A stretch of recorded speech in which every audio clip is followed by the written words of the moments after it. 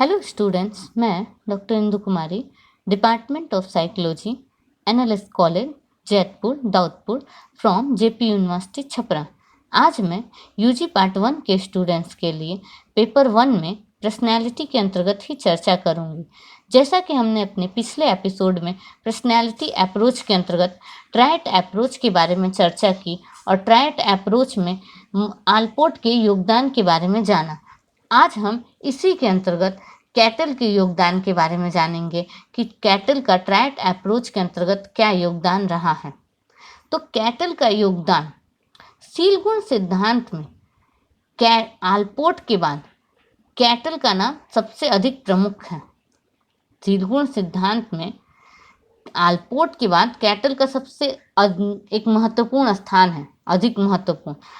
उन्होंने सीलगुण सिद्धांत में अपना विशेष योगदान करके इस सिद्धांत को व्यक्तित्व की व्याख्या करने में काफ़ी प्रबल बना दिया, काफ़ी मजबूत बना दिया। कैटल ने प्रमुख सील गुणों की खोज की शुरुआत आलपोर्ट के द्वारा बनाए गए 18,000 सील गुणों में से 4,500 सील गुणों को चुनकर किया।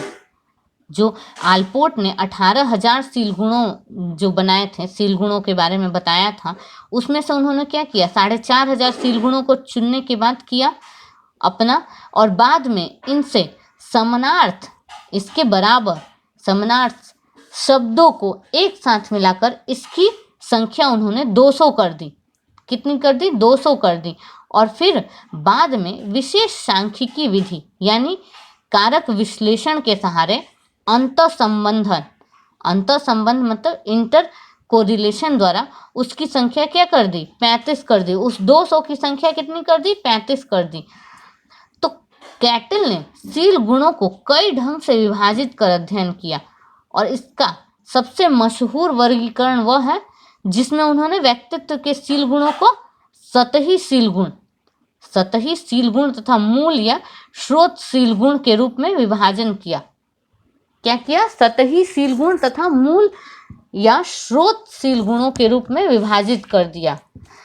तो सतही सील गुण तथा कौन थे? स्रोत सील गुण। तो सबसे पहले हम जानते हैं कि सतही सील गुण क्या है।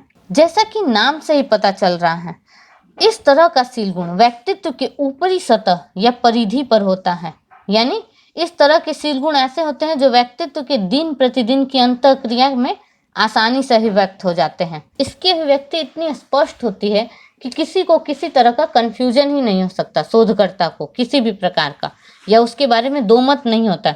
जैसे प्रसन्नता, परोपकारिता, सत्यनिष्ठता ऐसे सील गुण हैं जो सतही सील गुण के उदाहरण हैं, जिनकी अभिव्यक्ति व्यक्ति के दिन प्रतिदिन की क्या इंटरैक्शंस में स्पष्ट रूप से दिखती है। जो इस तरह के व्यक्ति होंगे उनके व्यक्तित्व में दिन प्रतिदिन की क्रिया में स्पष्ट रूप से दिखेंगी। दूसरा है स्रोत या मूल सील गुण। कैटल के अनुसार मूल सील गुण व्यक्तित्व की अधिक महत्वपूर्ण संरचना है तथा इसकी संख्या सतही सील गुण की अपेक्षा क्या है? कम है। मूल सील गुण सतही सील गुण के समान व्यक्ति के दिन प्रतिदिन की अंतःक्रिया में स्पष्ट रूप से दिखाई नहीं दे पाते हैं, अतः इसका प्रेक्षण सीधे तौर पे नहीं किया जा सकता। कैटल के अनुसार मूल सील गुण जो होते हैं, मूल सील गुण व्यक्तित्व की भीतरी संरचना है, इंटरनल संरचना को कहेंगे, जिसके बारे में हमें ज्ञान तब होता है जब हम उससे संबंधित सतही सील गुणों को एक साथ मिलाते हैं। एक साथ जब मिलाने की कोशिश करेंगे तब हमको उसके बारे में पता चलेगा। किसके बारे में? मूल सील गुण के बारे में। जैसे सामुदायिकता, निस्वार्थता तथा हास्य, 3 ऐसे सतही सील गुण हैं जिसके एक साथ मिलने पे एक नया सील गुण बनता है, जिसे क्या कहेंगे? मित्रता की संज्ञा दी जाती है। उदाहरण के तौर पे ज़्यादा स्पष्ट कैसे होगा? उदाहरण के तौर पे मानते हैं कि मूल सील गुण की अभिव्यक्ति सतही सील गुणों के रूप में होती है। इसलिए कैटल ने सतही सील गुणों को सील गुण सूचक भी कहा है। कैटल के अनुसार 23 मूल सील गुण ऐसे हैं जो सामान्य व्यक्तियों में पाए जाते हैं तथा 12 ऐसे मूल सील गुण हैं जो असामान्य व्यक्तियों में पाए जाते हैं। असामान्य मतलब जिस तरह के लोग कम पाए जाते हैं समाज में। सामान्य व्यक्ति वैसे व्यक्तियों को कहा जाता है जिनकी संख्या समाज में बहुत ज़्यादा हो, जिस तरह के लोग आमतौर पर मिलते हैं। और असामान्य क्या हो जाएंगे? जिस तरह के लोग समाज में कम पाए जाते हैं उनको असामान्य की श्रेणी में रखा जाता है। इस 23 में से 16 को महत्वपूर्ण माना। 16 किसको महत्वपूर्ण माना? शील गुणों को। कैटल ने बतलाया कि ये अत्यधिक महत्वपूर्ण हो, और इसे मापने के लिए उन्होंने एक विशेष क्वेश्चनायर भी तैयार किया, जिसे क्या कहता है?